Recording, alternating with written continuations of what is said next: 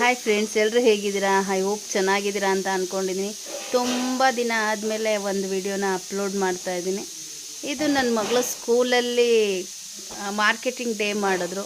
ತುಂಬ ಅಂದರೆ ತುಂಬ ಚೆನ್ನಾಗಿತ್ತು. ಮಕ್ಕಳೆಲ್ಲ ತುಂಬ ಚೆನ್ನಾಗಿ ಪಾರ್ಟಿಸಿಪೇಟ್ ಮಾಡಿದ್ರು. ಅವ್ರು ನೋಡೋಕ್ಕೆ ಎರಡು ಕಣ್ಣು ಸಾಕಾಗ್ತಿರಲಿಲ್ಲ. ಅವ್ರ ಪೇರೆಂಟ್ಸ್ ಅಂತೂ ತುಂಬ ಚೆನ್ನಾಗಿ ಎಂಜಾಯ್ ಮಾಡ್ತಾಯಿದ್ರು. ಮಾರ್ಕೆಟಿಂಗ್ ಡೇ ಆಗಿದ್ದರಿಂದ ಮಾರ್ಕೆಟಿಂಗ್ ಮಾತ್ರ ತುಂಬ ಚೆನ್ನಾಗಿ ಮಾಡ್ತಾಯಿದ್ರು.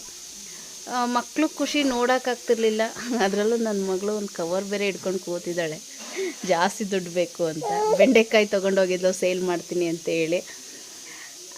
ಸೇಲ್ ಮಾಡೋಕ್ಕೆ ಅವಳು ತುಂಬ ಟ್ರೈ ಮಾಡಿದ್ಲು, ಬಟ್ ಸೇಲ್ ಆಗಲಿಲ್ಲ. ಆಮೇಲೆ ನಾನೇ ಹೋಗ್ಬಿಟ್ಟು ಸೇಲ್ ಮಾಡಿಕೊಟ್ಬಿಟ್ಟು ಬಂದೆ.